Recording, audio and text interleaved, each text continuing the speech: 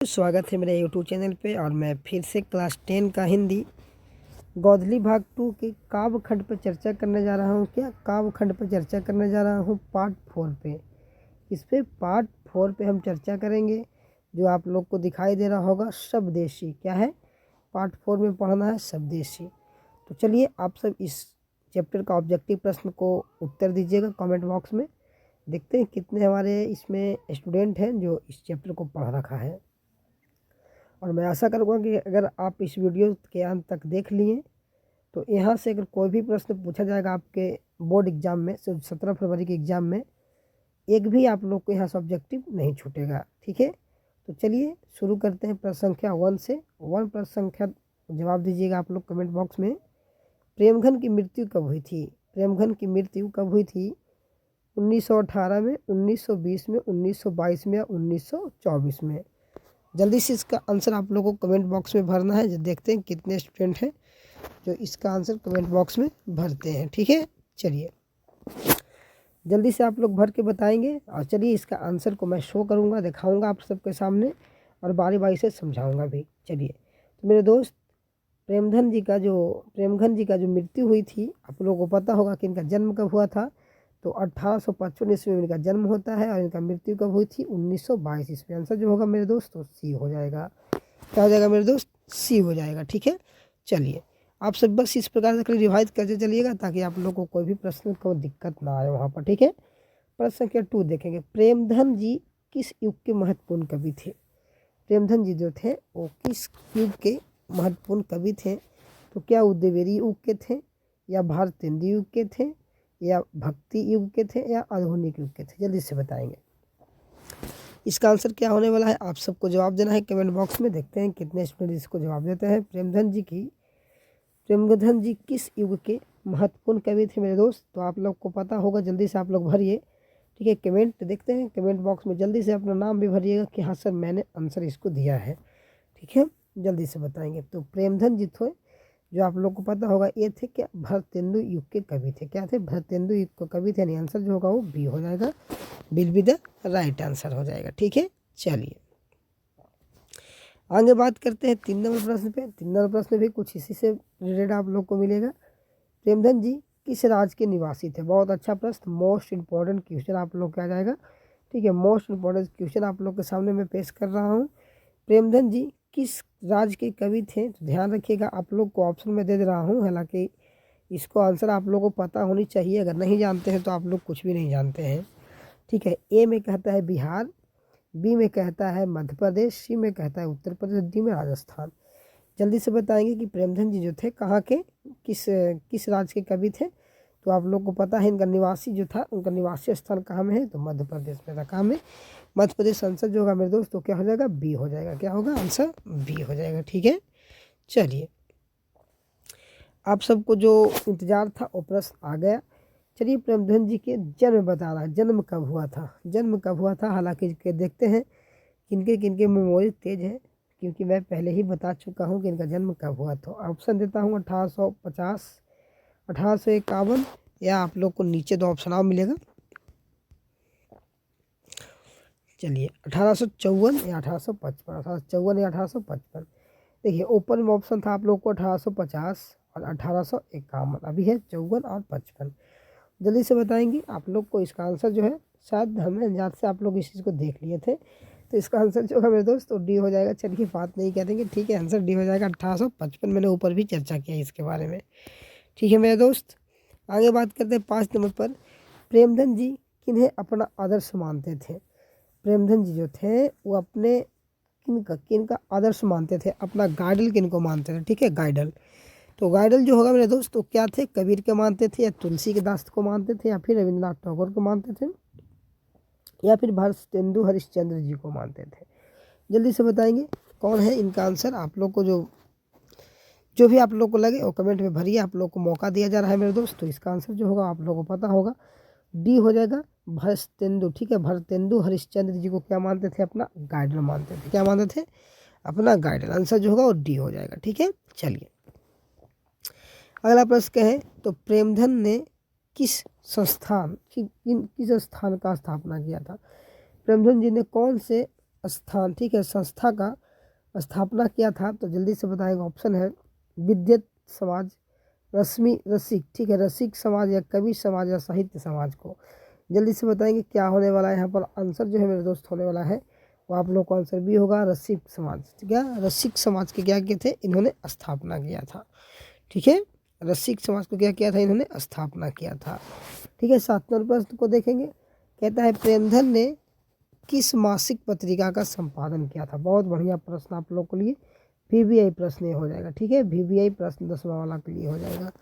प्रेमधन ने किस मासिक पत्र का संपादन किया था मेरे दोस्त? तो क्या आप लोग को पता होगा कौन से किए थे? क्या आनंद कांदविनी, या फिर आप लोग को साहित्य सरिता, या फिर साहित्य सागर, या फिर सरल कंदामनी? जल्दी से बताएंगे क्या?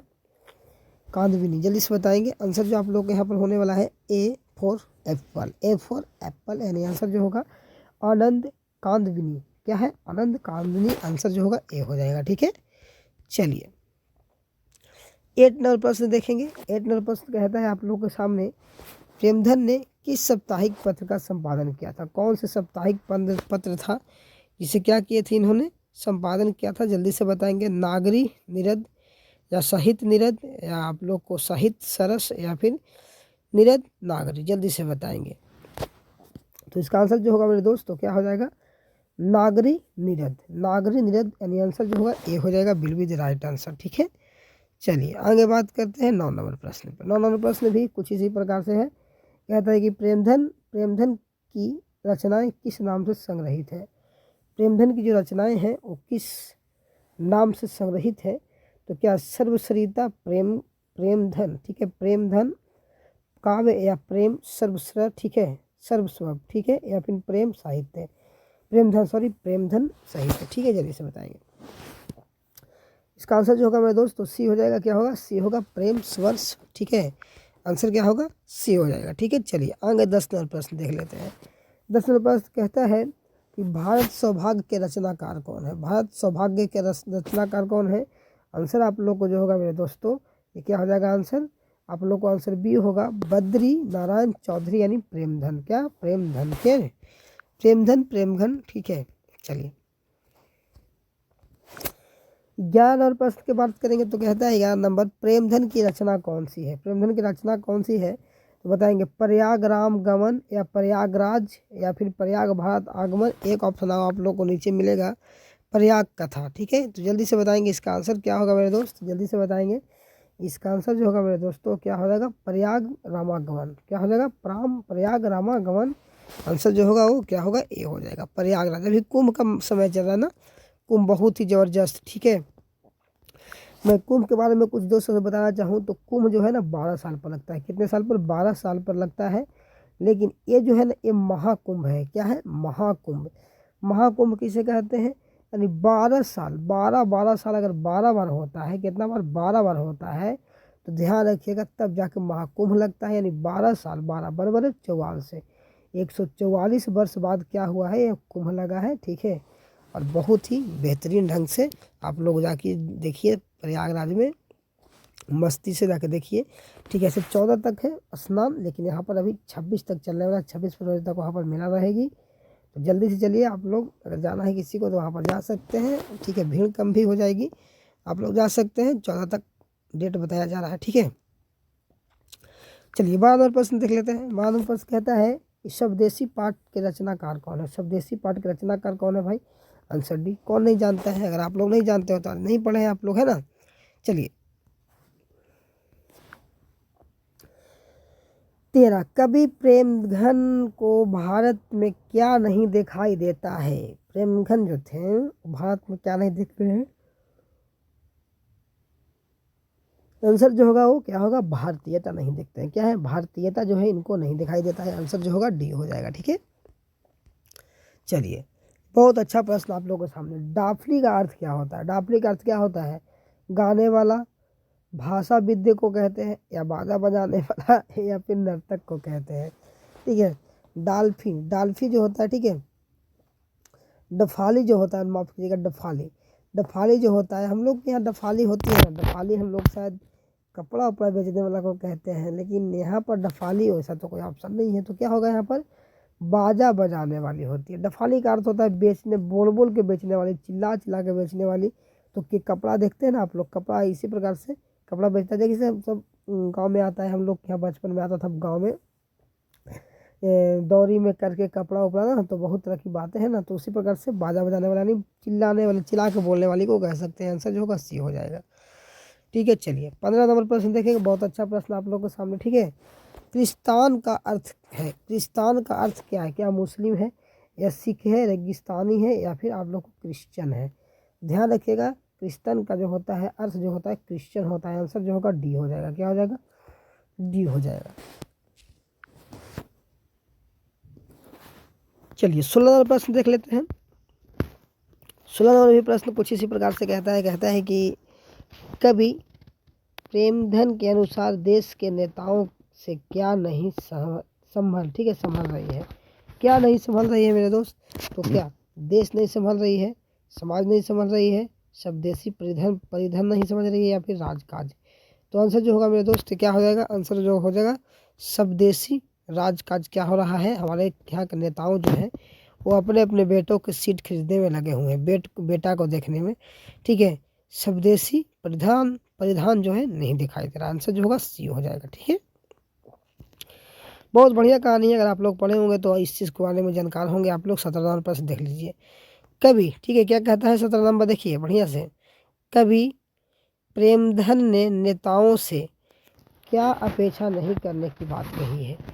जो प्रेमधन है वो कवियों से, ठीक, सॉरी, नेताओं से क्या चीज़ नहीं, ठीक है, अपेक्षा करने की बात कहें तो क्या देश प्रबंधक, या समाज सेवा, या ठीक है, परमार्थ या स्वाधीनता जागृति? जल्दी से बताएंगे क्या इसका आंसर होने वाला है मेरे दोस्त? तो इसका आंसर जो होने वाला है वो आप लोग को ए मिलेगा। ठीक है, देश प्रबंध जो है नेताओं से अपेक्षा नहीं रखते हैं कि देश को क्या कर सकता है, प्रबंध कर सकता है किसी चीज़ को। ठीक है, चलिए लास्ट प्रश्न आप लोग को लिए। ठीक है, जन्म तिथि, प्रेमधन का निधन कब हुआ था? ये मैं आप लोगों को प्रश्न करा दिया हूँ। आंसर 22 में, आप लोगों को बोलने की जरूरत नहीं है। ठीक है, माफ कीजिएगा। चलिए आगे प्रश्न को देख लेते हैं, 19 नंबर को। ठीक है, प्रेमधन किस युग के साहित्यकार थे? किस युग के साहित्यकार थे? भारतेंदु युग को। इसको भी, इस प्रश्न भी करा दिया गया है। चलिए आप लोग को भी प्रश्न, ठीक है, कहता है कि जीर्ण, ठीक है, जीर्ण जनपद किसकी कृतियाँ हैं? तो प्रेमधन जी का ही आंसर जो होगा वो आप लोग को ये हो जाएगा। ठीक है, चलिए 23 नंबर प्रश्न, सॉरी माफ, 22 नंबर प्रश्न देख लेते हैं। कहता है 22 नंबर के स्वदेशी शीर्षक पाठ्य पुस्तक में संकलित, ठीक है, संकलित कविताओं छंद क्या है? तो भैया दोहा है। क्या है? ये दोहा है। आंसर जो होगा बी हो जाएगा। ठीक है, बस आप लोग को देखते चलना है, सिर्फ और सिर्फ, कुछ नहीं करना है। 22 नंबर प्रश्न आप लोग को उत्तर देना है। ठीक है, कहता है विदेशी से कवि का क्या तात्पर्य है? आप लोग के लिए HW रह जाएगा ये। तो मैंने 22 प्रश्न लगातार करवाया है। ठीक है, एक ही चैप्टर से, यानी चैप्टर नंबर 4 से, पार्ट नंबर 4 से आप लोगों को कितने क्वेश्चन करवाया मैंने? 22 क्वेश्चन करवाया। 22 कितना? 22 क्वेश्चन, एक HW आप लोगों को रहेगा। ठीक है, विदेशी से कवि को क्या कहना था, क्या तात्पर्य था? ठीक है, आप लोग कमेंट में जरूर आंसर दीजिएगा इसको। मिलेंगे अगले वीडियो में 5वें चैप्टर पर बात करेंगे। तब तक कितना ही, जय हिंद।